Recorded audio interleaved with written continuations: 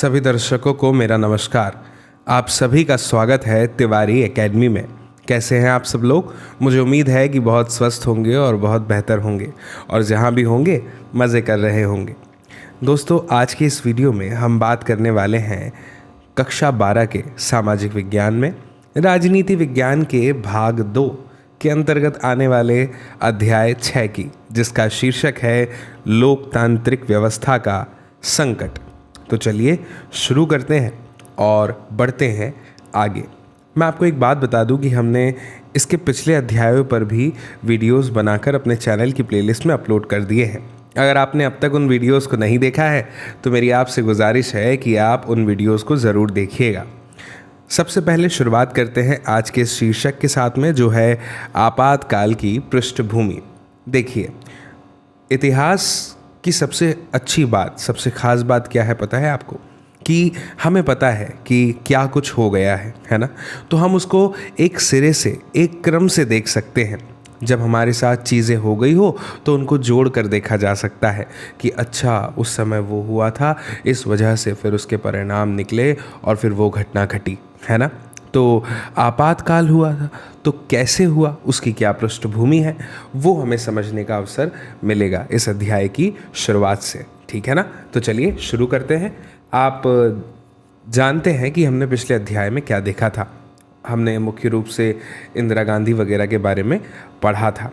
ठीक है, सबसे पहले पैराग्राफ में हमें क्या बताया है? हमें ये बताया है कि जो समय था 1967 का, उसके बाद क्या हुआ कि बहुत सारे बदलाव आए।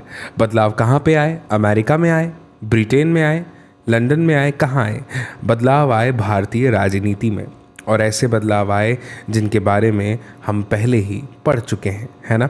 इंदिरा गांधी, जो कि एक कद्दावर नेता, देखिए यहाँ पे शब्दशः लिखा हुआ है, एक कद्दावर नेता के रूप में उभरी थी, और उनकी जो पॉपुलैरिटी थी, यानी जो लोकप्रियता थी, वो उस समय अपने चरम पर थी, है ना? लोग बहुत मानते थे उन्हें, है ना? बहुत फैन थे उनके। और इस दौर में क्या हुआ कि जो दलगत प्रतिस्पर्धा, ग्रुप्स में जो कंपटीशन होता है, उसके बारे में हमने देखा, वो बहुत ज़्यादा तीखी हो गई थी, है ना? और ध्रुवीकृत हो गई थी, है ना? तो इसमें हमें ये बताया है कि ये जो टाइम था ना दोस्तों, ये जो समय था ना, उसमें क्या हुआ कि जो न्यायपालिका है और जो सरकार है, जो गवर्नमेंट है, उनके जो आपसी रिश्ते हैं, है ना, जो रिलेशनशिप्स हैं, उनमें भी आ गए क्या? बहुत सारे डिस्प्यूट्स, यानी कि तनाव आ गए। और जो सर्वोच्च न्यायालय है, उसने क्या किया? सरकार के द्वारा जो उठाए जाने वाले कदम हैं, जो पहलकदमियां हैं, उनको संविधान के खिलाफ यानी विरुद्ध माना। अब ऐसे में कांग्रेस जो पार्टी है, उसका क्या मानना था कि अदालत जो है, ये रवैया लोकतंत्र के सिद्धांतों और संसद की सर्वोच्चता के खिलाफ है। सोचिए, एक तरफ सर्वोच्च न्यायालय कह रहा है कि जो सरकार कर रही है वो संविधान के खिलाफ है, और एक तरफ सरकार कह रही है कि जो सर्वोच्च न्यायालय कह रहा है, उसका जो रवैया है, वो लोकतंत्र के सिद्धांतों और संसद की जो सर्वोच्चता है उसके विरुद्ध है, उसके खिलाफ है। तो क्या स्थिति बन रही होगी, आप महसूस कर सकते हैं, है ना? समझ सकते हैं। इसलिए ऐसा कह रहा हूँ क्योंकि हमने पढ़ा है संसद के बारे में क्या होती है, हम जानते हैं न्यायपालिका के बारे में क्या होती है ना? दोस्तों, कांग्रेस पार्टी जो ये सोच रही है कि जो अदालत है उसका रवैया लोकतंत्र और सिद्धांत और संसद की सर्वोच्चता के विरुद्ध है, वो ये आरोप भी लगाती है कि अदालत एक यथास्थितिवादी संस्था है, और एक ऐसी संस्था भी है जो गरीबों को लाभ पहुंचाने वाले कल्याण कार्यक्रमों को लागू करने की राह में रोड़े अटका रही है, यानी दिक्कत लेकर के आ रही है, जिससे उनका भला ना किया जा सके। किनका? गरीबों का। जैसा कि आप देख सकते हैं यहाँ पे ऐसा ही लिखा हुआ है ना? दोस्तों, मैं आपको बता दूं, कांग्रेस के विपक्ष में जो दल थे, उन्हें क्या लग रहा था? उन्हें ऐसा लग रहा था कि सरकारी जो प्राधिकार है उसको निजी प्राधिकार मानकर इस्तेमाल किया जा रहा है, और राजनीति हद से ज़्यादा व्यक्तिगत होती जा रही है।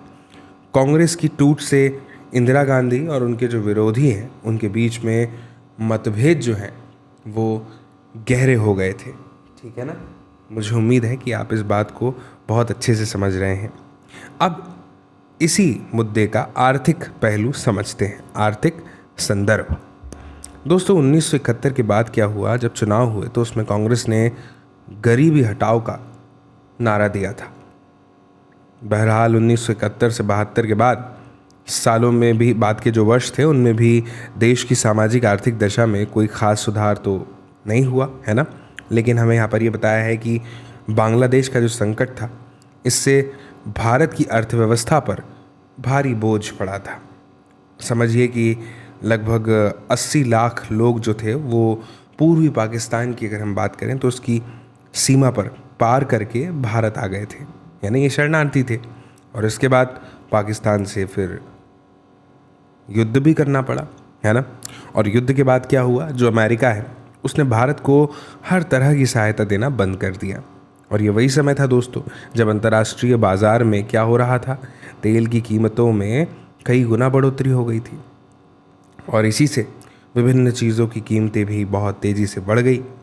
1973 में चीज़ों की कीमतों में 23% समझिए, और 1974 में 30% का इजाफा हो गया। और इस तीव्र मूल्य वृद्धि से लोगों को भारी कठिनाई हुई। औद्योगिक विकास की दर बहुत कम थी और बेरोज़गारी बहुत बढ़ गई थी। ग्रामीण इलाकों में बेरोज़गारी बेतहाशा बढ़ी थी, समझिएगा। और खर्चे को कम करने के लिए सरकार ने अपने कर्मचारियों के वेतन को रोक लिया। इससे क्या हुआ, सरकारी कर्मचारियों में बहुत असंतोष पनप गया। 1972 और 73 के वर्ष में मानसून जो था वो असफल रहा। इससे कृषि की जो पैदावार थी उसमें भारी गिरावट आ गई। खाद्यान्न की बात करें तो उसका उत्पादन 8% तक कम हो गया। आर्थिक स्थिति की बदहाली को लेकर पूरे देश में असंतोष का माहौल फैल गया। और ये वही स्थिति है जिसमें गैर कांग्रेसी पार्टियों ने बड़े कारगर तरीके से क्या किया, जन विरोध की अगुवाई की। और दोस्तों 1960 का जो दशक था उससे ही छात्रों के बीच विरोध के स्वर उठने लग गए थे। और हमें यहाँ पर यह भी बताया है कि ये स्वर इस समय में और ज़्यादा प्रबल हो गए थे। दोस्तों फिर हमें ये बताया है कि जो मार्क्सवादी समूहों की सक्रियता है वो भी इस समय में बढ़ी, जो कि संसदीय राजनीति में विश्वास नहीं रखती थी। इन समूहों ने दोस्तों क्या किया कि जो मौजूदा राजनीतिक प्रणाली है और पूंजीवादी व्यवस्था है उसको ख़त्म करने के लिए कुछ राज्य विरोधी तकनीकों का सहारा लिया और न सिर्फ इतना किया बल्कि हथियार भी उठाए। ये समूह मार्क्सवादी, लेनिनवादी और जो कि अब माओवादी है और नक्सलवादी के नाम से जाने गए। ऐसे समूह दोस्तों पश्चिम बंगाल में सबसे ज़्यादा सक्रिय थे। दोस्तों मैं आपको बता दूं कि पश्चिम बंगाल की जो सरकार है उन्होंने इन्हें दबाने के लिए कई कठोर कदम उठाए। देखिए प्रश्न क्या है कि गरीब जनता पर सचमुच भारी मुसीबत आई होगी। आखिर गरीबी हटाओ के वादे का क्या हुआ, समझते हैं गुजरात और बिहार के आंदोलन से। दोस्तों गुजरात और बिहार अगर दोनों की ही बात करें तो यहाँ दोनों ही जगह पर किसकी सरकार थी, कांग्रेस की सरकार थी, है ना। और यहाँ के जो छात्र आंदोलन उन्होंने इन दोनों प्रदेशों की जो राजनीति है इस पर एक गहरा असर तो डाला ही डाला, लेकिन इसके साथ में राष्ट्रीय स्तर की राजनीति पर भी इसके दूरगामी प्रभाव देखने को मिले। समय 1974, उस समय जनवरी का महीना था और गुजरात के जो छात्र थे उन्होंने खाद्यान्न, खाद्य तेल और अन्य आवश्यक वस्तुओं की बढ़ती हुई कीमत और उच्च पदों पर जारी जो भ्रष्टाचार है उसके खिलाफ ऐसा समझिए कि एक आंदोलन सा छेड़ दिया। छात्र आंदोलन में बड़ी राजनीतिक पार्टियां भी शरीक हो गई और इस आंदोलन ने विकराल रूप धारण कर लिया। ऐसे में गुजरात में राष्ट्रपति शासन लगा दिया गया और जो विपक्षी दल थे उन्होंने राज्य की विधानसभा के लिए दोबारा चुनाव कराने की मांग की। दोस्तों कांग्रेस के प्रमुख नेता कौन, मोरारजी देसाई, क्या कहते हैं कि अगर राज्य में नए सिरे से चुनाव नहीं करवाए गए तो मैं अनिश्चितकालीन भूख हड़ताल पर बैठ जाऊंगा। दोस्तों मोरारजी अपने कांग्रेस के दिनों में इंदिरा गांधी के मुख्य विरोधी थे। विपक्षी दलों के द्वारा समर्थित छात्र आंदोलन के गहरे दबाव में 1975 के जून में विधानसभा के चुनाव हुए। कांग्रेस इस चुनाव में हार जाती है। दोस्तों 1974 के मार्च महीने में बढ़ती हुई कीमतें, खाद्यान्न का अभाव, बेरोजगारी और भ्रष्टाचार के खिलाफ बिहार में छात्रों ने आंदोलन छेड़ दिया। आंदोलन के क्रम में उन्होंने जयप्रकाश नारायण को बुलावा भेजा। दोस्तों जेपी यानी जयप्रकाश नारायण तब सक्रिय राजनीति को छोड़ चुके थे और सामाजिक कार्यों में लगे हुए थे। छात्रों ने अपने आंदोलन की अगुवाई करने के लिए उन्हें बुलावा भेजा था। दोस्तों जेपी यानी जयप्रकाश नारायण ने जो छात्रों का निमंत्रण था वो इस शर्त पर स्वीकार किया कि आंदोलन अहिंसक रहेगा, यानी उसमें हिंसा नहीं होगी और अपने को सिर्फ बिहार तक सीमित नहीं रखेगा। दोस्तों इस प्रकार क्या हुआ, छात्र आंदोलन ने एक राजनीतिक चरित्र ग्रहण कर लिया और उसके अंदर उसके भीतर राष्ट्रव्यापी अपील आई और जीवन के हर क्षेत्र के लोग अब क्या होने लगे, आंदोलन से आकर के जुड़ने लगे। दोस्तों जयप्रकाश नारायण जो है उन्होंने बिहार की कांग्रेस सरकार जो है उसको बर्खास्त करने की मांग भी की। और क्या किया उन्होंने, सामाजिक आर्थिक और राजनीतिक दायरे में संपूर्ण क्रांति का आह्वान किया। क्यों किया,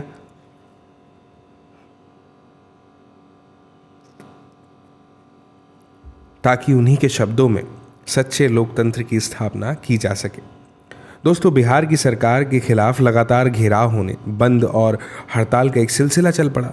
बहरहाल दोस्तों सरकार ने इस्तीफा देने से इनकार कर दिया और आंदोलन का प्रभाव अगर उसकी बात करें तो राष्ट्रीय राजनीति पर पड़ना शुरू हो गया था। जयप्रकाश नारायण क्या चाहते थे कि आंदोलन जो है वो भाई देश के दूसरे हिस्सों में भी फैलने लग जाए। और मैं आपको बता दूं कि रेलवे के जो कर्मचारी हैं, भाई जयप्रकाश नारायण के नेतृत्व में जो आंदोलन चल रहा था, इसके साथ साथ जो रेलवे के कर्मचारी थे उन्होंने भी एक राष्ट्रव्यापी हड़ताल का आह्वान किया। इससे ये हुआ कि देश के रोज़मर्रा के कामकाज ठप होते चले गए, है ना। देखिए यहाँ पे दिया हुआ है, Indira is India, India is Indira, Congress अध्यक्ष DK बरो ने ये नारा दिया था। वहीं ये देखिए बिहार आंदोलन का एक नारा है, संपूर्ण क्रांति अब नारा है, भावी इतिहास हमारा है। तो मैं आपको ये बता रहा था कि जब हड़ताल का आह्वान कर दिया रेलवे कर्मचारियों ने तो जो रोज़मर्रा के कामकाज हैं वो भी क्या हो गए, ठप हो गए। ठीक है ना, ठप हो जाने का खतरा पैदा हो गया। और 1975 में जेपी ने जनता के संसद मार्च का नेतृत्व किया। दोस्तों देश की राजधानी में अब तक इतनी बड़ी रैली नहीं हुई थी और यहाँ पर यह भी बताया है कि जयप्रकाश नारायण को अब भारतीय जनसंघ यानी कांग्रेस, भारतीय लोकदल, सोशलिस्ट पार्टी जैसे गैर कांग्रेसी दलों का समर्थन मिला और इन दलों ने जेपी को इंदिरा गांधी के विकल्प के रूप में पेश किया। बहरहाल जेपी के विचारों और उनके द्वारा अपनाई गई जन प्रतिरोध की रणनीति की आलोचनाएं भी मुखर हुई। गुजरात और बिहार दोनों ही राज्यों के आंदोलन को कांग्रेस विरोधी आंदोलन माना गया। कहा गया कि ये आंदोलन राज्य सरकार के खिलाफ नहीं बल्कि इंदिरा गांधी के नेतृत्व के खिलाफ चलाए गए हैं। इंदिरा गांधी का क्या मानना था कि आंदोलन उनके प्रति व्यक्तिगत विरोध से मोटिवेटेड यानी प्रेरित है। ठीक है, चलिए अब इससे पहले कि हम आगे बढ़ें मैं चाहता हूं कि हम इस सेक्शन को भी पढ़ें। ये बॉक्स में दी गई जो जानकारी है, नक्सलवादी आंदोलन, ये भी एक हिस्सा है ना। ठीक है, समझते हैं। मैं इसे शब्दशः पढ़ूंगा यहाँ पर, जहाँ मुझे ऐसा लगेगा कि रुककर आपको समझाना है वहाँ मैं रुककर आपको इसे समझाऊंगा भी, है ना। ठीक है, तो इसमें हमें क्या बताया है कि देखिए जो पश्चिम बंगाल है वहाँ का पर्वतीय जिला दार्जिलिंग, उसके नक्सलबाड़ी पुलिस थाने के इलाके में क्या हुआ, 1967 में एक किसान विद्रोह उठ खड़ा हुआ। अब मार्क्सवादी कम्युनिस्ट का नाम तो आपने सुना ही है, मार्क्सवादी कम्युनिस्ट पार्टी, वो इस विद्रोह की अगुवाई वहाँ के स्थानीय कॉडर के लोग कर रहे थे। दोस्तों नक्सलबाड़ी पुलिस थाने से शुरू होने वाला ये जो आंदोलन है ये भारत के कई राज्यों में फैल गया और मैं आपको बता दूं कि इस आंदोलन को नक्सलवादी आंदोलन के रूप में जाना जाता है, तभी तो शीर्षक है नक्सलवादी आंदोलन, है ना। 1969 ये वो समय है जब नक्सलवादी CPI से अलग हो गए और इन्होंने CPI यानी मार्क्सवादी लेनिनवादी नाम से एक नई पार्टी चारू मजूमदार के नेतृत्व में बनाई। इस पार्टी की दलील क्या थी कि भारत में लोकतंत्र एक छलावा है। इस पार्टी ने क्रांति करने के लिए गुरिल्ला युद्ध की रणनीति अपनाई। दोस्तों नक्सलवादी आंदोलन ने धनी भूस्वामियों से बलपूर्वक ज़मीन छीनी और गरीब और भूमिहीन लोगों को दे दी। इस आंदोलन के समर्थक अपने राजनीतिक लक्ष्य को हासिल करने के लिए हिंसक साधनों का इस्तेमाल करने के पक्ष में भी दलील देते थे।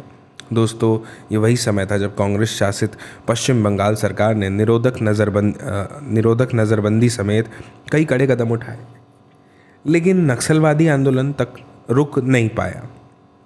रुक न सका। बाद के वर्षों में यह देश के कई अन्य भागों में फैल गया। नक्सलवादी आंदोलन अब कई दलों और संगठनों में बढ़ चुका था।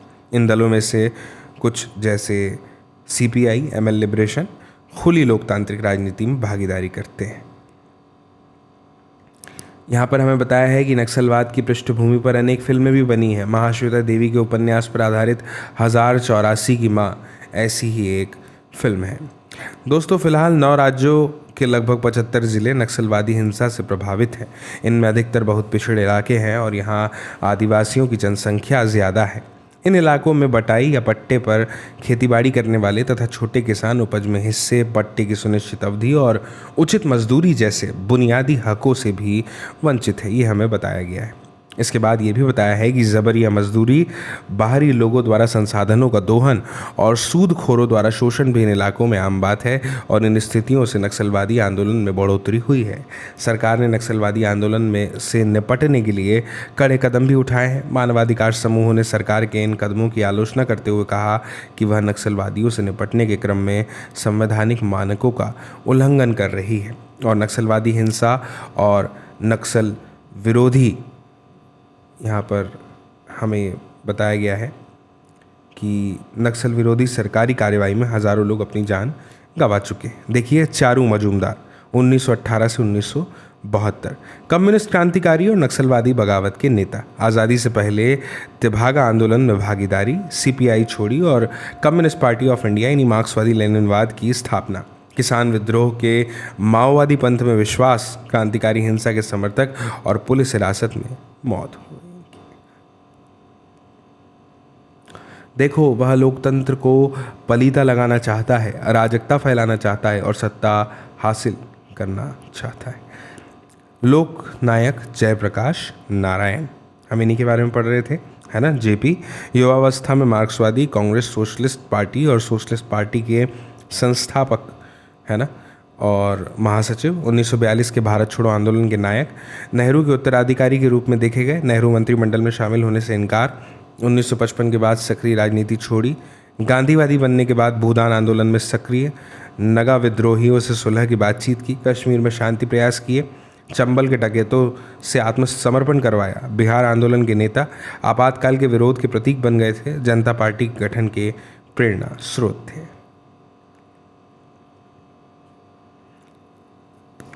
न्यायपालिका से संघर्ष, अब इस शीर्षक को भी हम समझते हैं। दोस्तों, न्यायपालिका के साथ इस दौर में सरकार और शासक दल के गहरे मतभेद पैदा हो गए थे। क्या आपको संसद और न्यायपालिका के बीच चले लंबे संघर्ष की चर्चा याद है? इसके बारे में हमने पिछले वर्ष पढ़ा था। इस क्रम में हमने 3 संवैधानिक मसले उठे थे, उनको देखा था। क्या संसद मौलिक अधिकारों में कटौती कर सकती है?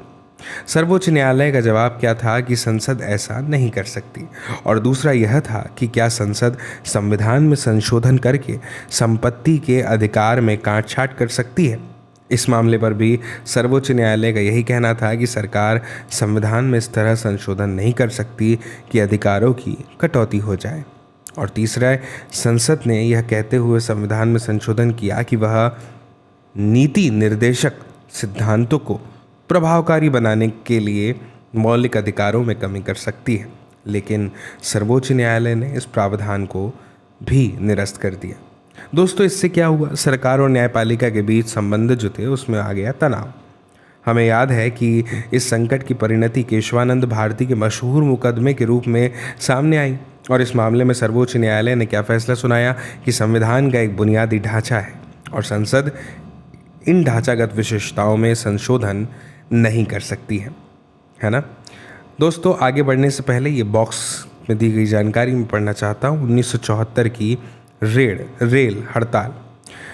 यहाँ पर लिखा है कि यदि रेलगाड़ियों का चलना बंद हो जाए तो क्या होगा?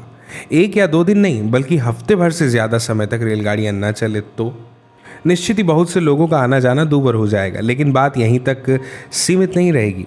देश की अर्थव्यवस्था ठप हो जाएगी। क्यों?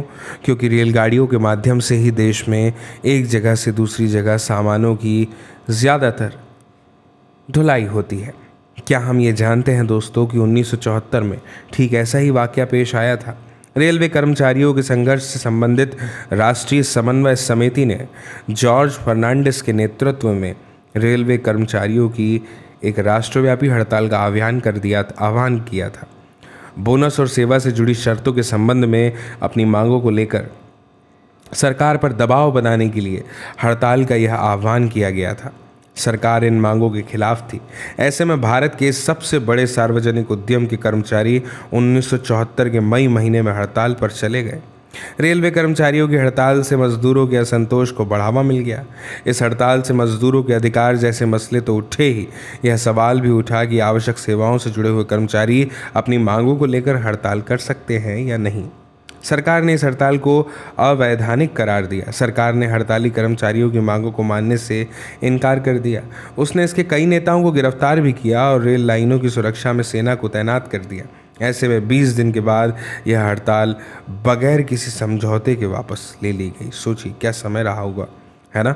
बिना किसी समझौते के हड़ताल को वापस ले लिया गया। दोस्तों, दो और बातों ने न्यायपालिका और कार्यपालिका के संबंधों में तनाव बढ़ाया। 1973 में केशवानंद भारती के मुकदमे में सर्वोच्च न्यायालय द्वारा फैसला सुनाने के तुरंत बाद भारत के जो मुख्य न्यायाधीश का पद था वो खाली हो गया। सर्वोच्च न्यायालय के सबसे वरिष्ठ न्यायाधीश को भारत का मुख्य न्यायाधीश बनाने की परिपाटी चली आ रही थी, लेकिन 1973 में सरकार ने 3 वरिष्ठ न्यायाधीशों की अनदेखी करके न्यायमूर्ति A.N. रे को मुख्य न्यायाधीश नियुक्त किया। यह निर्णय राजनीतिक रूप से विवादास्पद बन गया। क्यों? क्योंकि सरकार ने जिन 3 न्यायाधीशों की वरिष्ठता की अनदेखी की, इस मामले में की थी कि उन्होंने सरकार के इस कदम के विरुद्ध फैसला दिया था। ऐसे में संविधान की व्याख्या और राजनीतिक विचारधाराओं का बड़ी तेजी से घालमेल हुआ। जो लोग प्रधानमंत्री के नज़दीकी थे, वे एक ऐसी प्रतिबद्ध न्यायपालिका और नौकरशाही की ज़रूरत के बारे में बातें करने लगे जो विधायिका और कार्यपालिका की सोच के अनुकूल आचरण करें। इस संघर्ष का चरम बिंदु तो तब आया जब एक उच्च न्यायालय ने इंदिरा गांधी के निर्वाचन को अवैध घोषित कर दिया। किसने किया? एक उच्च न्यायालय ने इंदिरा गांधी के निर्वाचन को क्या कर दिया? अवैध घोषित कर दिया। फिर हो जाती है क्या? आपातकाल की घोषणा। सुनिएगा, तारीख 12 जून सन 1975। इस दिन इलाहाबाद उच्च न्यायालय के न्यायाधीश जगमोहन लाल सिन्हा ने एक फैसला सुना दिया। इस फैसले में उन्होंने लोकसभा के लिए इंदिरा गांधी के निर्वाचन को अवैधानिक करार दे दिया। न्यायमूर्ति ने यह फैसला समाजवादी नेता राजनारायण द्वारा दायर एक चुनाव याचिका के मामले में सुनाया था। राजनारायण इंदिरा गांधी के खिलाफ 1971 में बतौर उम्मीदवार चुनाव में खड़े हुए थे। याचिका में इंदिरा गांधी के निर्वाचन को चुनौती देते हुए एक तर्क दिया गया था। आप जानना चाहेंगे तर्क क्या था? तर्क ये था कि उन्होंने चुनाव प्रचार में सरकारी कर्मचारियों की सेवाओं का इस्तेमाल किया था।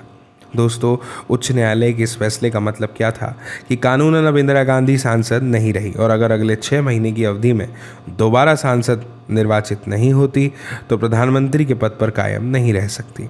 फिर तारीख आई 24 जून 1975, जब सर्वोच्च न्यायालय ने उच्च न्यायालय के इस फैसले पर आंशिक स्थगनादेश सुनाते हुए कहा कि जब तक इस फैसले को लेकर की गई अपील की सुनवाई नहीं होती तब तक इंदिरा गांधी सांसद बनी रहेगी, लेकिन वे लोकसभा की कार्यवाही में भाग नहीं ले सकती है।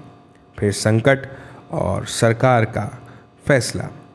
यहाँ लिखा है कि यह तो सेना से सरकार के खिलाफ बगावत करने को कहने जैसा जान पड़ता है। क्या यह बात लोकतांत्रिक है? एक बड़े राजनीतिक संघर्ष के लिए अब मैदान तैयार हो चुका था। जयप्रकाश नारायण की अगुवाई में विपक्षी दलों ने इंदिरा गांधी के इस्तीफे के लिए दबाव डाल दिया। इन दलों ने 25 जून 1975 को दिल्ली के रामलीला मैदान में एक विशाल प्रदर्शन किया। जयप्रकाश नारायण ने इंदिरा गांधी से इस्तीफे की मांग करते हुए राष्ट्रव्यापी सत्याग्रह की घोषणा की। जेपी ने सेना, पुलिस और सरकारी कर्मचारियों का आह्वान किया कि वे सरकार के अनैतिक और अवैधानिक आदेशों का पालन न करें। इससे भी सरकारी कामकाज के ठप हो जाने का अंदेशा पैदा हो गया। देश का राजनीतिक मिजाज अब पहले से कहीं ज़्यादा कांग्रेस के खिलाफ हो गया। सरकार ने इन घटनाओं के मद्देनज़र जवाब में आपातकाल की घोषणा कर दी। 25 जून 1975 के दिन सरकार ने घोषणा की कि देश में गड़बड़ी की आशंका है और इस तर्क के साथ उसने संविधान के अनुच्छेद 352 को लागू कर दिया। इस अनुच्छेद के अंतर्गत क्या होता है? इस अनुच्छेद के अंतर्गत प्रावधान किया गया है कि बाहरी या अंदरूनी गड़बड़ी की आशंका होने पर सरकार आपातकाल लागू कर सकती है। सरकार का निर्णय था कि गंभीर संकट की घड़ी आन पड़ी है और इस वजह से आपातकाल की घोषणा बहुत ज़रूरी हो गई है। दोस्तों, टेक्निकली यानी तकनीकी रूप से देखें तो ऐसा करना सरकार की शक्तियों के दायरे में था। क्यों? क्योंकि दोस्तों, हमारे संविधान में सरकार को आपातकाल की स्थिति में विशेष शक्तियां प्रदान की गई हैं। अब आपातकाल की घोषणा के साथ ही शक्तियों के बंटवारे का संघीय ढांचा व्यवहारिक तौर पर निष्प्रभावी हो जाता है और सारी शक्तियां केंद्र सरकार के हाथ में चली जाती हैं। दूसरे, सरकार चाहे तो ऐसी स्थिति में किसी एक या सभी मौलिक अधिकारों पर रोक लगा सकती है या उनमें कटौती भी कर सकती है। संविधान के प्रावधान में आए शब्दों से ये स्पष्ट हो जाता है कि आपातकाल को वहाँ एक असाधारण स्थिति के रूप में देखा गया है, जब सामान्य लोकतांत्रिक राजनीति के कामकाज नहीं किए जा सकते। इसी कारण सरकार को आपातकाल की स्थिति में विशेष शक्तियां प्रदान की गई हैं। 25 जून 1975 की रात में प्रधानमंत्री ने राष्ट्रपति फ़खरुद्दीन अली अहमद से आपातकाल लागू करने की सिफारिश की। राष्ट्रपति ने तुरंत यह उद्घोषणा कर दी। आधी रात के बाद सभी बड़े अखबारों के दफ्तर की बिजली काट दी गई। तड़के सवेरे बड़े पैमाने पर विपक्षी दलों के नेताओं और कार्यकर्ताओं की गिरफ्तारी हुई। 26 जून की सुबह 6 बजे एक विशेष बैठक में मंत्रिमंडल को इन बातों की सूचना दी गई, लेकिन तब तक बहुत कुछ हो चुका था। अब हमारे जहन में यह आता है कि जब आपातकाल हो गया तो इसके परिणाम क्या थे, समझिए। दोस्तों, सरकार के इस फैसले से ना विरोध आंदोलन एक बारगी रुक गया। हड़तालों पर रोक लगा दी गई। अनेक विपक्षी नेताओं को जेल में डाल दिया गया। राजनीतिक माहौल में तनाव भरा एक गहरा सन्नाटा छा गया। आपातकालीन प्रावधानों के अंतर्गत प्राप्त अपनी शक्तियों पर अमल करते हुए सरकार ने प्रेस की आज़ादी पर भी रोक लगा दी। समाचार पत्रों को कहा गया कि कुछ भी छापने से पहले अनुमति लेना ज़रूरी है। इसे प्रेस सेंसरशिप के नाम से जाना जाता है। दोस्तों, सामाजिक और सांप्रदायिक गड़बड़ी की आशंका के मद्देनज़र सरकार ने राष्ट्रीय स्वयंसेवक संघ यानी आरएसएस और जमात इस्लामी पर प्रतिबंध लगा दिया। धरना, प्रदर्शन और हड़ताल की भी अनुमति नहीं थी। सबसे बड़ी बात तो यह हुई कि आपातकालीन प्रावधानों के अंतर्गत नागरिकों के विभिन्न मौलिक अधिकार निष्प्रभावी हो गए। उनके पास अब यह अधिकार भी नहीं रहा कि मौलिक अधिकारों की बहाली के लिए अदालत का दरवाज़ा खटखटाएं। दोस्तों, सरकार ने निवारक नज़रबंदी का बड़े पैमाने पर इस्तेमाल किया। इस प्रावधान के अंतर्गत लोगों को गिरफ्तार इसलिए नहीं किया जाता कि उन्हें कोई अपराध किया है, बल्कि इसके विपरीत इस प्रावधान के अंतर्गत लोगों को इस आशंका से गिरफ्तार किया जाता है कि वो कोई अपराध कर सकते हैं। दोस्तों, सरकार ने आपातकाल के दौरान निवारक नज़रबंदी अधिनियमों का प्रयोग करके बड़े पैमाने पर गिरफ्तारियां की। जिन राजनीतिक कार्यकर्ताओं को गिरफ्तार किया गया वे बंदी प्रत्यक्षीकरण याचिका का सहारा लेकर अपनी गिरफ्तारी को चुनौती भी नहीं दे सकते थे। गिरफ्तार लोगों अथवा उनके पक्ष से किन्हीं और ने उन्हें उच्च न्यायालय और सर्वोच्च न्यायालय में कई मामले दायर किए, लेकिन सरकार का कहना था कि गिरफ्तार लोगों की आपातकाल की घोषणा के बावजूद गिरफ्तार लोगों को गिरफ्तारी का कारण बताना कतई जरूरी नहीं है। दोस्तों, अनेक उच्च न्यायालयों ने ऐसा फैसला दिया कि आपातकाल की घोषणा के बावजूद अदालत किसी व्यक्ति द्वारा दायर की गई ऐसी बंदी प्रत्यक्षीकरण याचिका को विचार के लिए स्वीकार कर सकती है जिसमें उसने अपनी गिरफ्तारी को चुनौती दी हो। दोस्तों, 1976 के अप्रैल महीने में सर्वोच्च न्यायालय की संवैधानिक पीठ ने उच्च न्यायालयों के फैसले को उलट दिया और सरकार की दलील मान ली। इसका आशय क्या था कि सरकार आपातकाल के दौरान नागरिक से जीवन और आज़ादी का अधिकार वापस ले सकती है और सर्वोच्च न्यायालय के इस फैसले से नागरिकों के लिए अदालत के दरवाजे बंद हो गए और इस फैसले को सर्वोच्च न्यायालय के सर्वाधिक विवादास्पद फैसलों में से एक माना गया। दोस्तों, आपातकाल की मुखालफत और प्रतिरोध की कई घटनाएं भी घटी। पहली लहर में जो राजनीतिक कार्यकर्ता गिरफ्तारी से बच गए थे वे भूमिगत हो गए और उन्होंने सरकार के खिलाफ मुहिम चलाई। इंडियन एक्सप्रेस और स्टेट्समैन जैसे अखबारों ने प्रेस पर लगी सेंसरशिप का विरोध भी किया। जिन समाचारों को छापने से रोका जाता था उनकी जगह ये अखबार खाली छोड़ देते थे।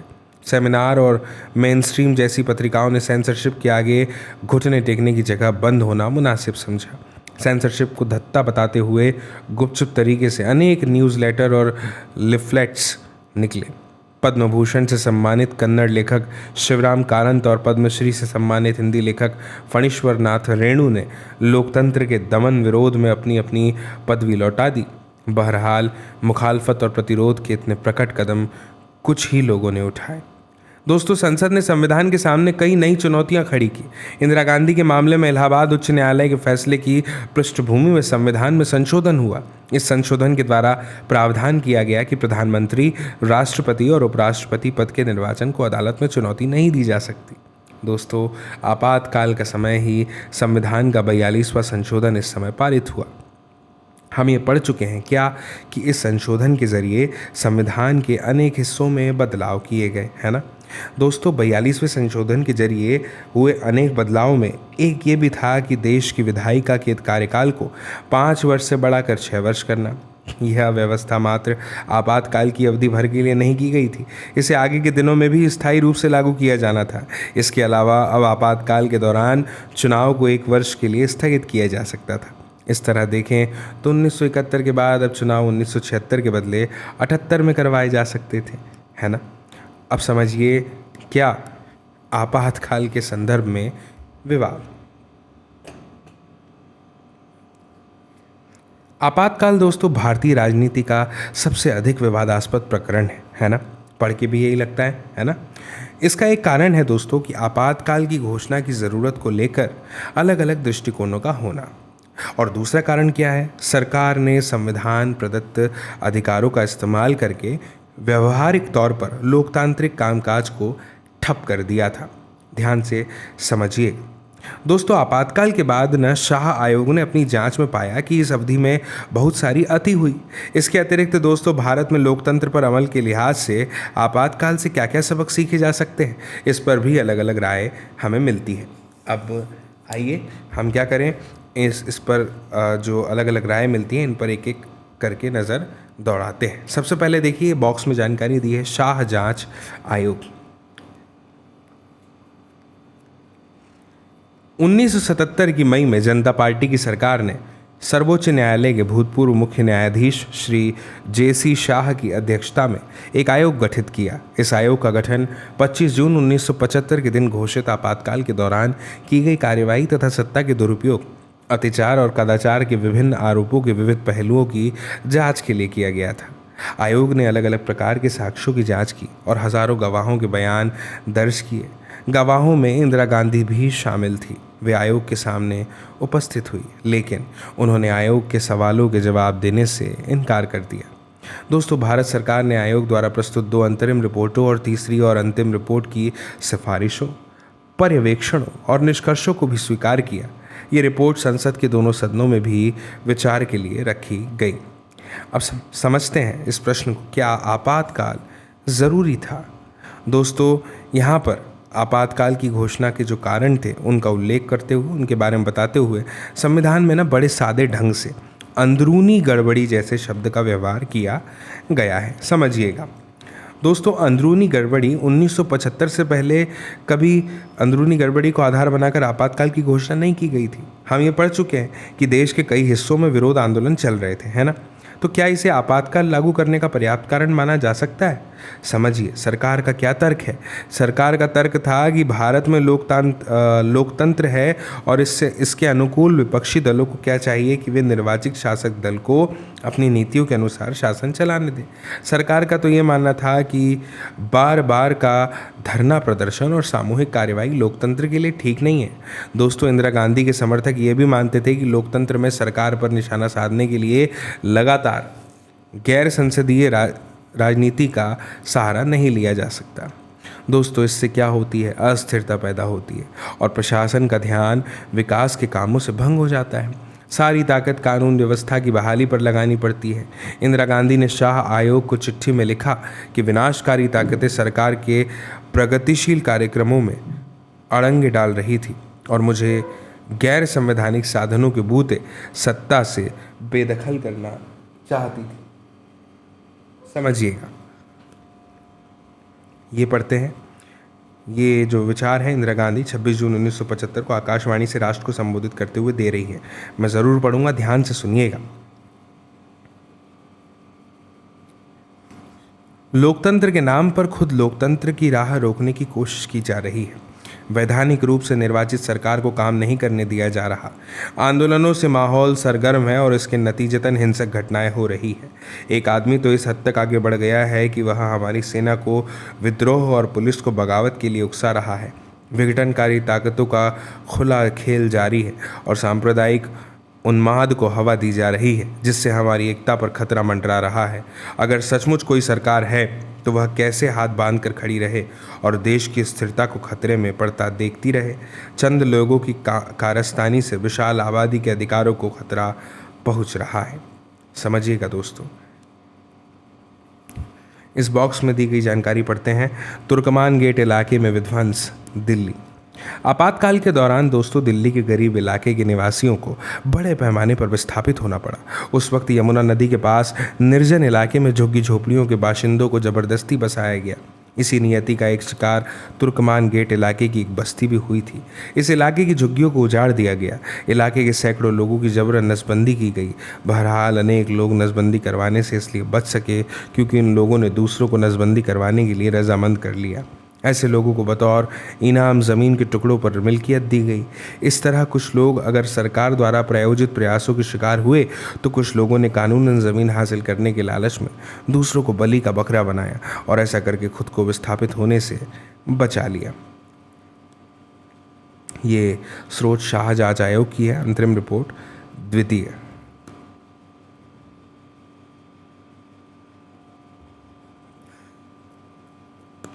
दोस्तों कुछ अन्य दलों मसलन समझिए सीपीआई, इसने क्या किया, आपातकाल के दौरान कांग्रेस को समर्थन देना जारी रखा था। इसका यह विश्वास था कि भारत की जो एकता है उसके खिलाफ अंतर्राष्ट्रीय साजिश की जा रही है। समझ रहे हैं आप। और सीपीआई का क्या मानना था कि ऐसी सूरत में विरोध पर एक हद तक तो प्रतिबंध लगाना उचित है। दोस्तों सीपीआई का क्या मानना था कि जयप्रकाश नारायण ने जिस जन आंदोलन की अगुवाई की ना, वह मुख्य रूप से मध्यवर्ग का आंदोलन था और ये मध्यवर्ग कांग्रेस की परिवर्तनकामी नीतियों के विरोध में था। आपातकाल के बाद सीपीआई ने क्या महसूस किया कि उसका मूल्यांकन गलत था और आपातकाल का समर्थन करना एक गलती थी। दोस्तों दूसरी तरफ आपातकाल के जो आलोचक थे उनका ये तर्क था कि आज़ादी के आंदोलन से लेकर लगातार भारत में जन आंदोलन का एक सिलसिला रहा है और जेपी सहित विपक्ष के अन्य नेताओं का ख्याल था कि लोकतंत्र में लोगों को सार्वजनिक तौर पर सरकार के विरोध का अधिकार होना चाहिए। दोस्तों बिहार और गुजरात में जो विरोध चले ना, आंदोलन चले, उसमें ज़्यादातर अहिंसक और शांतिपूर्ण रहे, जिसमें हिंसा नहीं की गई और पूरी शांति से वो आंदोलन किए गए। जिन लोगों को दोस्तों गिरफ्तार किया गया था उन पर कभी भी राष्ट्र विरोधी गतिविधियों में लिप्त रहने का मुकदमा नहीं चला। अधिकतर बंदियों के खिलाफ कोई मुकदमा दर्ज नहीं हुआ था। देश के अंदरूनी मामलों की देखरेख का जिम्मा गृह मंत्रालय का होता है ना। और गृह मंत्रालय ने भी कानून व्यवस्था की बाबत कोई चिंता नहीं जताई थी। अगर कुछ आंदोलन अपनी हद से बाहर जा रहे थे तो सरकार के पास अपनी रोज़मर्रा की अमल में आने वाली इतनी शक्तियां थी कि वह ऐसे आंदोलनों को हद में ला सकती थी। दोस्तों लोकतांत्रिक कार्यप्रणाली को ठप करके आपातकाल लागू करने जैसे अतिचारी कदम उठाने की ज़रूरत कतई न थी। दरअसल खतरा देश की एकता और अखंडता को नहीं बल्कि शासक दल और स्वयं प्रधानमंत्री को था। आलोचक कहते हैं कि देश को बचाने के लिए बनाए गए संवैधानिक प्रावधान का दुरुपयोग इंदिरा गांधी ने निजी ताकत को बचाने के लिए किया। आपातकाल के दौरान क्या क्या हुआ समझिएगा।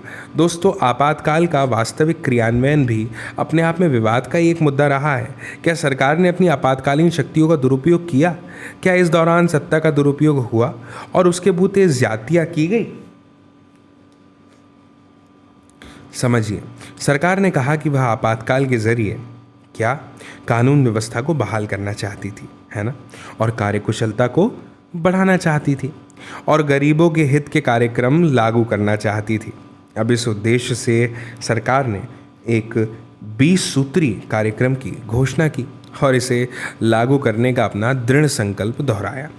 20 सूत्री कार्यक्रम में भूमि सुधार, भू पुनर्वितरण, खेतीहर मजदूरों के पारिश्रमिक पर पुनर्विचार, प्रबंधन में कामगारों की भागीदारी, बंधुआ मजदूरी की समाप्ति आदि मसले दोस्तों शामिल थे। और मैं आपको बता दूं कि आपातकाल की घोषणा के बाद शुरुआती महीनों में मध्य वर्ग इस बात से बड़ा खुश था कि विरोध आंदोलन समाप्त हो गया और सरकारी कर्मचारियों पर अनुशासन लागू हुआ। दोस्तों, गरीब और ग्रामीण जनता को भी उम्मीद थी कि सरकार जिन कल्याण कार्यक्रमों को लागू करने के वायदे कर रही है उन्हें अब कारगर तरीके से लागू किया जाएगा। समाज के विभिन्न वर्गों की अलग अलग अपेक्षाएं थी और इस कारण आपातकाल को लेकर उनके दृष्टिकोण भी अलग अलग थे। नहीं, अभी नहीं, अभी तुम अपने पैरों पर खड़ा होने लायक नहीं हुए हो। आपातकाल 1976। Happy new year. दोस्तों, आपातकाल के आलोचकों ने ध्यान दिलाया है कि सरकार के ज़्यादातर वायदे पूरे नहीं हुए। आलोचकों का कहना है कि सरकार अपने वायदों की ओट लेकर ज़्यादतियों से क्या कर रही है, लोगों का ध्यान हटाना चाहती थी। दोस्तों, आलोचकों ने निवारक नज़रबंदी के बड़े पैमाने के इस्तेमाल पर भी सवाल उठाए। हम पढ़ चुके हैं क्या कि आपातकाल के दौरान अनेक प्रमुख नेताओं को गिरफ्तार कर लिया गया था। दरअसल कुल 676 नेता थे जिनकी गिरफ्तारी हुई थी दोस्तों, और शाह आयोग का आकलन क्या था कि निवारक नज़रबंदी के कानूनों के तहत लगभग 1,11,000 लोगों को गिरफ्तार किया गया। प्रेस पर दोस्तों कई तरह की पाबंदी लगाई गई। इसमें कई पाबंदियां गैर कानूनी थी। शाह आयोग ने अपनी रिपोर्ट में लिखा है कि दिल्ली बिजली आपूर्ति निगम के महाप्रबंधक को दिल्ली के लेफ्टिनेंट गवर्नर के दफ्तर में 26 जून 1975 की रात 2 बजे मौखिक आदेश मिला क्या कि सभी अखबारों की बिजली आपूर्ति काट दी जाए। अखबारों को बिजली आपूर्ति 2-3 दिन बाद फिर बहाल की गई, लेकिन तब तक सेंसरशिप का पूरा ढांचा खड़ा किया जा चुका था। अब यहाँ पर हम एक बॉक्स में दी गई जानकारी पढ़ते हैं। राजन की पुलिस हिरासत में मौत।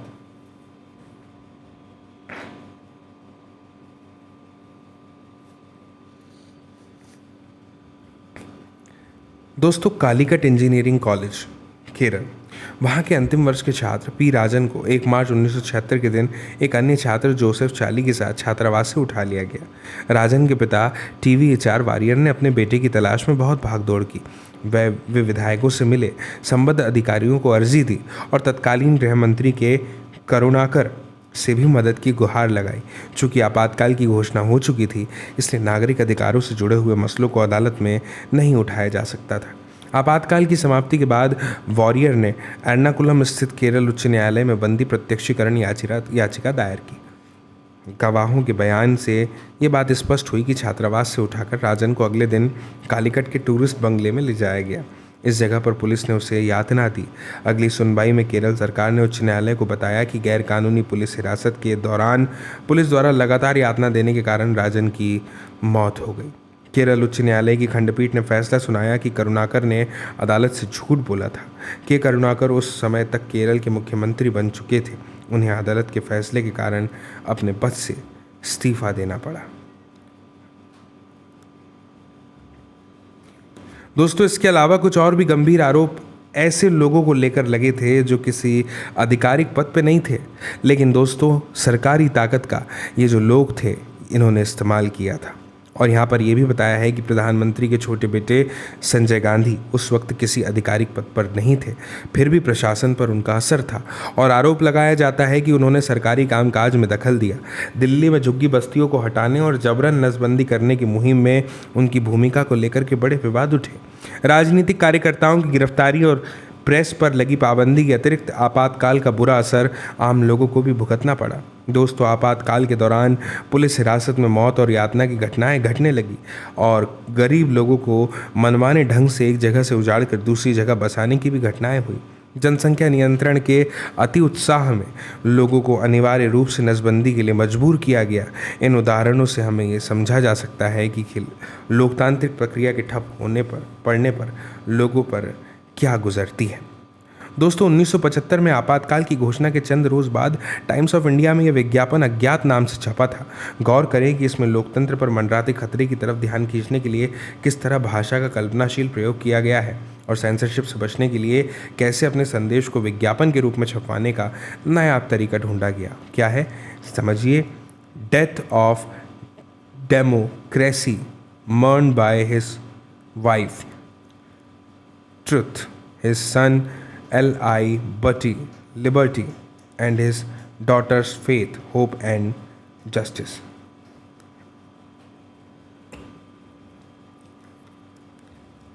अब समझते हैं आपातकाल के सबक। आपातकाल से एक बार की दोस्तों भारतीय लोकतंत्र की ताकत और कमजोरियां उजागर हो गई। हालांकि बहुत से पर्यवेक्षक ये मानते हैं कि आपातकाल के दौरान, आपातकाल के समय भारत लोकतांत्रिक नहीं रह गया था, लेकिन ये भी ध्यान देने की बात है दोस्तों कि थोड़े ही दिनों के अंदर कामकाज फिर से लोकतांत्रिक ढर्रे पर लौट आया। इस तरह आपातकाल का एक सबक तो यही है कि भारत से लोकतंत्र को विदा कर पाना बहुत ही कठिन है। दूसरे आपातकाल से संविधान में वर्णित आपातकाल के प्रावधानों के कुछ अर्थगत उलझाव भी प्रकट हुए, जिन्हें बाद में सुधार लिया गया। अब अंदरूनी आपातकाल सिर्फ सशस्त्र विद्रोह की स्थिति में लगाया जा सकता है। इसके लिए यह भी ज़रूरी है कि आपातकाल की घोषणा की सलाह मंत्रिमंडल राष्ट्रपति को लिखित में दे। दोस्तों तीसरे, आपातकाल से हर कोई नागरिक अधिकारों के प्रति ज़्यादा सचेत हुआ। आपातकाल की समाप्ति के बाद अदालतों ने व्यक्ति के नागरिक अधिकारों की रक्षा में सक्रिय भूमिका निभाई। न्यायपालिका आपातकाल के वक्त नागरिक अधिकारों की कारगर तरीके से रक्षा नहीं कर पाई थी। इसे महसूस करके अब वह नागरिक अधिकारों की रक्षा में तत्पर हो गई। आपातकाल के बाद नागरिक अधिकारों के कई संगठन वजूद में आए। दोस्तों बहरहाल आपातकाल के संकटपूर्ण वर्षों ने कई ऐसे सवाल छोड़े हैं जिन पर पर्याप्त ध्यान नहीं दिया गया। इस अध्याय में हम ये पढ़ चुके हैं कि लोकतांत्रिक सरकार के रोज़मर्रा के कामकाज और विभिन्न दलों और समूहों के निरंतर जारी राजनीतिक विरोध के बीच तनाव की स्थिति बनती है। और ऐसे में दोनों के बीच एक सदा हुआ संतुलन क्या हो सकता है? क्या नागरिकों को विरोध की कार्रवाई में शामिल होने की पूरी आज़ादी होनी चाहिए अथवा उन्हें इसका कोई अधिकार ही नहीं होना चाहिए? ऐसे विरोध की सीमा क्या मानी जाए? दूसरे आपातकाल का वास्तविक क्रियान्वयन पुलिस और प्रशासन के जरिए हुआ। ये संस्थाएं स्वतंत्र होकर काम नहीं कर पाई। इन्हें शासक दल ने अपना राजनीतिक औजार बनाकर इस्तेमाल किया। शाह कमीशन की रिपोर्ट के अनुसार पुलिस और प्रशासन राजनीतिक दबाव की चपेट में आ गए थे। ये समस्या आपातकाल के बाद भी खत्म नहीं हुई। अब समझते हैं आपातकाल के बाद की राजनीति को। दोस्तों जैसे ही आपातकाल खत्म हुआ, समझिएगा, लोकसभा के चुनाव की घोषणा हुई।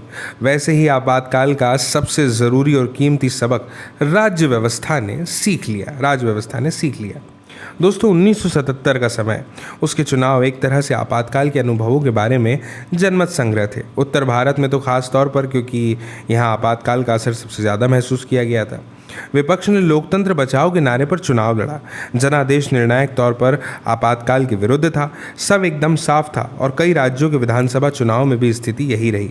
जिन सरकारों को जनता ने लोकतंत्र विरोधी माना, उसे मतदाता के रूप में उसने भारी दंड दिया। इस अर्थ में देखें तो 1975 से 77 के अनुभवों की एक परिणति भारतीय लोकतंत्र की बुनियाद को पुख्ता बनाने में भी हुई। समझिए, लोकसभा के चुनाव 1977, 18 महीने के आपातकाल के बाद दोस्तों 1977 के जनवरी महीने में सरकार ने चुनाव कराने का फैसला किया। इसी के मुताबिक सभी नेताओं और राजनीतिक कार्यकर्ताओं को जेल से रिहा कर दिया गया। 1977 के मार्च में चुनाव हुए। ऐसे में विपक्ष को चुनावी तैयारी का बड़ा कम समय मिला, लेकिन राजनीतिक बदलाव की गति बड़ी तेज थी। आपातकाल लागू होने के पहले ही बड़ी विपक्षी पार्टियां एक दूसरे के नज़दीक आ रही थी। चुनाव के ऐन पहले समझिए कि इन पार्टियों ने एकजुट होकर जनता पार्टी नाम से एक नया दल बनाया। नई पार्टी ने जयप्रकाश नारायण का नेतृत्व स्वीकार किया। कांग्रेस के कुछ नेता भी जो आपातकाल के खिलाफ थे, इस पार्टी में शामिल हुए। कांग्रेस के कुछ अन्य नेताओं ने जगजीवन राम के नेतृत्व में एक नई पार्टी बनाई। इस पार्टी का नाम कांग्रेस फॉर डेमोक्रेसी था और बाद में यह पार्टी भी जनता पार्टी में शामिल हो गई। 1977 के चुनाव को जनता पार्टी ने आपातकाल के ऊपर जनमत संग्रह का रूप दिया। इस पार्टी ने चुनाव प्रचार में शासन के अलोकतांत्रिक चरित्र और आपातकाल के दौरान की गई ज्यादतियों पर जोर दिया। हजारों लोगों की गिरफ्तारी और प्रेस की सेंसरशिप की पृष्ठभूमि में जनमत कांग्रेस के विरुद्ध था। जनता पार्टी के गठन के कारण यह भी सुनिश्चित हो गया कि गैर कांग्रेसी वोट एक ही जगह पड़ेंगे। बात बिल्कुल साफ थी कि कांग्रेस के लिए अब बड़ी मुश्किल आ पड़ी थी। ये नाम आप पढ़ रहे हैं, मोरारजी देसाई, 1896 से 1995, स्वतंत्रता सेनानी, गांधीवादी नेता, खादी, प्राकृतिक चिकित्सा और निग्रह के प्रतिपादक, बॉम्बे प्रांत के मुख्यमंत्री, 1967 से 1969 के बीच उप प्रधानमंत्री, पार्टी में टूट के बाद कांग्रेस में शामिल, और ये पढ़िए 1977 से 1979 तक एक गैर कांग्रेसी दल की तरफ से प्रधानमंत्री रहे।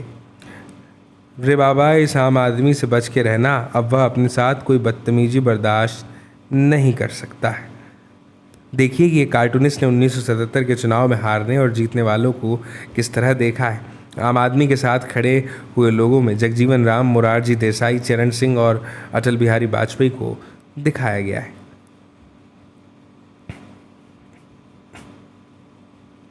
लेकिन चुनाव के अंतिम नतीजों ने सबको चौंका दिया। आज़ादी के बाद पहली बार ऐसा हुआ कि कांग्रेस लोकसभा का चुनाव हार गई। कांग्रेस को लोकसभा की मात्र 154 सीट मिली थी, उसे 35% से भी कम वोट हासिल हुए।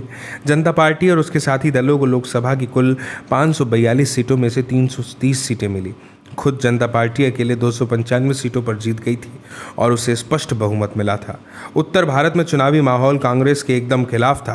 कांग्रेस बिहार, उत्तर प्रदेश, नई दिल्ली, हरियाणा, पंजाब में एक भी सीट न पा सकी।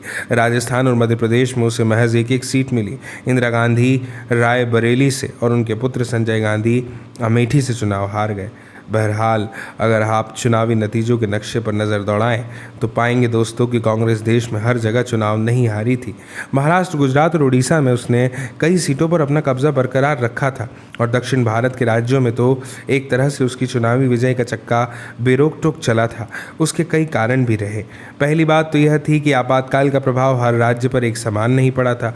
लोगों को जबरन उजाड़ने और विस्थापित करने अथवा जबरन नसबंदी करने का काम ज़्यादातर उत्तर भारत के राज्यों में हुआ था। लेकिन इससे भी ज़्यादा महत्वपूर्ण बात तो ये थी कि उत्तर भारत में राजनीतिक प्रतिद्वंदिता की प्रकृति में दूरगामी बदलाव आए थे और उत्तर भारत का मध्य वर्ग कांग्रेस से दूर जाने लगा था। ये चित्र को देखिए, 1977 में बनी कांग्रेसी सरकार का शपथ ग्रहण समारोह। चित्र में जयप्रकाश नारायण, जेबी कृपलानी, मोरारजी देसाई और अटल बिहारी वाजपेयी बैठे हुए नजर आ रहे हैं, जिन्हें हम यहाँ पर देख सकते हैं। नक्शा देख लीजिए, जितना हरा रंग दिख रहा है वो जनता पार्टी बीएलडी का है। भारतीय राष्ट्रीय कांग्रेस को पीले रंग से दिखाया गया है, वाम दल को ऑरेंज और अन्य को नीले रंग से दिखाया गया है।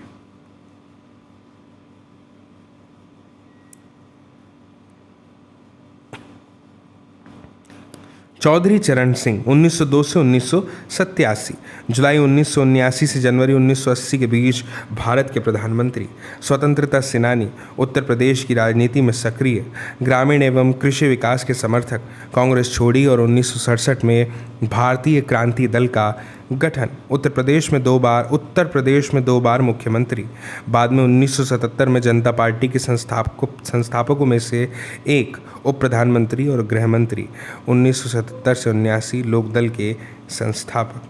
मैं समझ गया, आपातकाल एक तरह से तानाशाही निरोधक टीका था। इसमें दर्द हुआ और बुखार भी आया, लेकिन अंततः हमारे लोकतंत्र के भीतर क्षमता बढ़ी।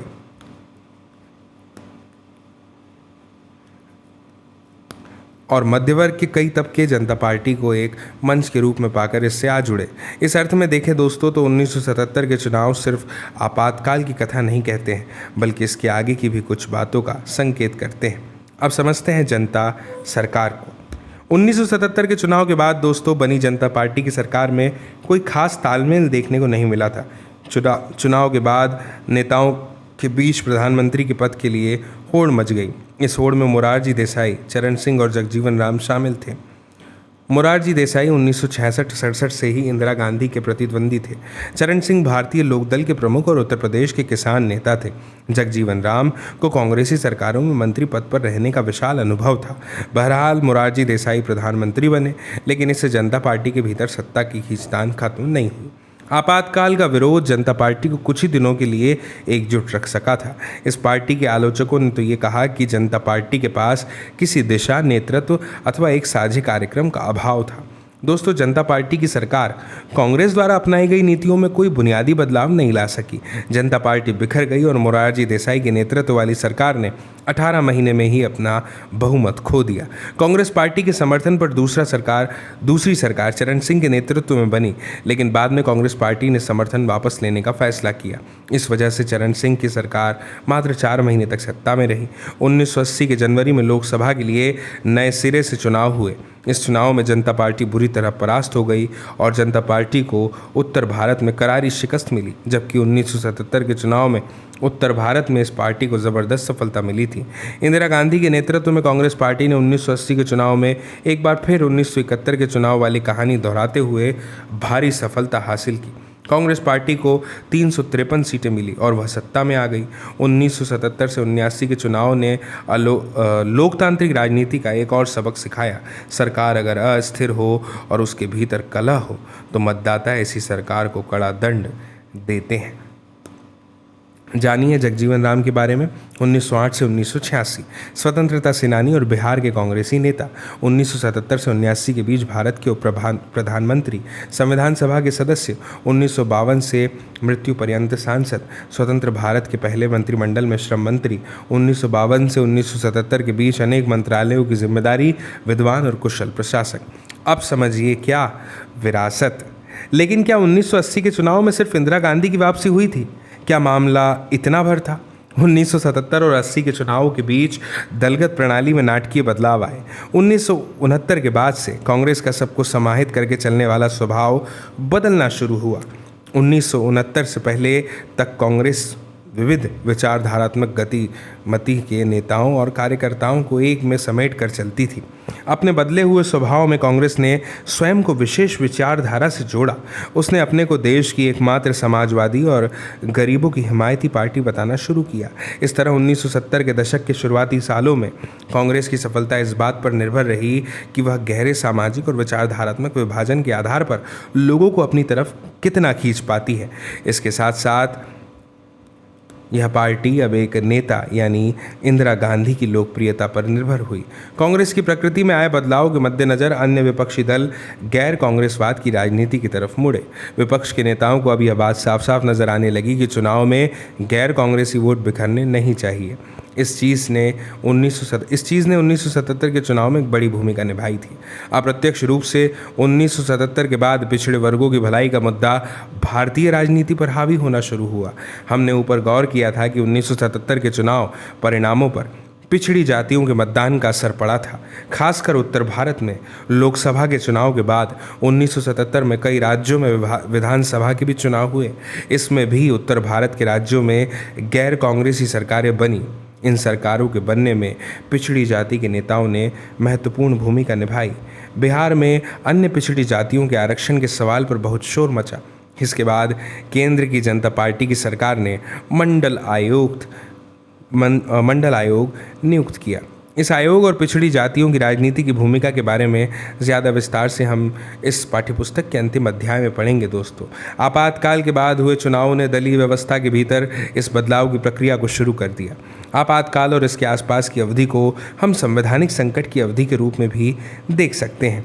संसद और न्यायपालिका के अधिकार क्षेत्र को लेकर छिड़ा संवैधानिक संघर्ष भी आपातकाल के मूल में था और दूसरी तरफ यह राजनीतिक संकट का भी दौर था। सत्ताधारी पार्टी के पास तो पूर्ण बहुमत था, फिर भी दोस्तों इसके नेतृत्व ने लोकतंत्र को ठप करने का फैसला किया। भारतीय संविधान के निर्माताओं को ये विश्वास था क्या कि सभी राजनीतिक दल लोकतांत्रिक मानकों का पालन करेंगे। उन्हें यह भी विश्वास था कि आपातकाल की स्थिति में भी सरकार अपनी असाधारण शक्तियों का इस्तेमाल विधि के शासन के दायरे में रहते हुए ही करेगी। इसी उम्मीद में दोस्तों सरकार को आपातकाल से जुड़े प्रावधानों के अंतर्गत व्यापक और चहुमुखी शक्तियां दे दी गई। इन शक्तियों का आपातकाल के दौरान दोस्तों दुरुपयोग हुआ। यह राजनीतिक संकट तत्कालीन संवैधानिक संकट से कहीं ज़्यादा संगीन था। इस दौर में एक और महत्वपूर्ण मसला संसदीय लोकतंत्र में जन आंदोलन की भूमिका और उसकी सीमा को लेकर उठा। स्पष्ट ही इस दौर में संस्था आधारित लोकतंत्र और स्वतः स्फूर्त जनभागीदारी पर आधारित लोकतंत्र में तनाव नजर आया। इस तनाव का एक कारण दोस्तों यह भी कहा जा सकता है कि हमारी दलीय प्रणाली जनता की आकांक्षाओं को अभिव्यक्त कर पाने में सक्षम साबित नहीं हुई। और आगे के 2 अध्याय में हम इस तनाव की कुछ अभिव्यक्तियों को समझने की कोशिश भी करेंगे। इन अध्यायों में हम विशेष रूप से जन आंदोलन और क्षेत्रीय पहचान से जुड़ी बहसों के बारे में भी जानेंगे। बताया है हज़ारों ख्वाहिशें ऐसी फिल्म के बारे में। सिद्धार्थ, विक्रम और गीता मेधावी और सामाजिक सरोकार वाले छात्र हैं। दिल्ली में अपनी पढ़ाई पूरी करने के बाद तीनों अलग अलग राह पर निकल पड़ते हैं। सिद्धार्थ सामाजिक बदलाव के लिए क्रांतिकारी विचारधारा का हिमायती है। विक्रम की दलील ज़िंदगी में कामयाबी हासिल करने की है, चाहे इसके लिए जो भी कीमत चुकानी पड़े। अपनी ज़िंदगी के मकसद को हासिल करने निकले इन लोगों के सुख दुख के इर्द गिर्द यह कहानी चलती है। फिल्म की पृष्ठभूमि 70 के दशक की है। इस फिल्म के युवा चरित्र उस दौर की अपेक्षाओं और आदर्शवाद की उपज है। सिद्धांत क्रांति के अपने मकसद में सफल नहीं होता है, लेकिन वह गरीबों के दुख दर्द इस तरह अपना चुका है कि उसे क्रांति की जगह ऐसे लोगों की हालत में थोड़ी बेहतरी ला पाना भी अच्छा लगने लगता है। दूसरी तरफ विक्रम एक आम फहम राजनीतिक तिकड़मबाज बन जाता है, लेकिन अपने इस काम को लेकर उसका मन कचोटता रहता है। वर्ष 2005। निर्देशक सुधीर मिश्र, पटकथा रुचि नारायण, शिव कुमार सुब्रमण्यम, अभिनय के मेनन, शाइनी आहूजा, चित्रांगदा सिंह। मुझे उम्मीद है दोस्तों कि आपको ये अध्याय ज़रूर समझ में आया होगा, ये वीडियो आपको ज़रूर पसंद भी आया होगा। और अगर ऐसा है तो मेरी आपसे एक अपेक्षा, आकांक्षा ये भी है कि आप ज़रूर इस वीडियो की लिंक को शेयर करेंगे, साझा करेंगे अपने दोस्तों, साथियों, मित्रों, सहपाठियों, परिजनों के साथ, ताकि वे लोग भी देख पाएँ इस वीडियो को, समझ पाएँ इस जानकारी को। आपसे जल्दी मुलाकात होगी अगली नई जानकारी के साथ, अगले नए अध्याय में, नए वीडियो के साथ। तब तक के लिए आप सभी को मेरा नमस्कार।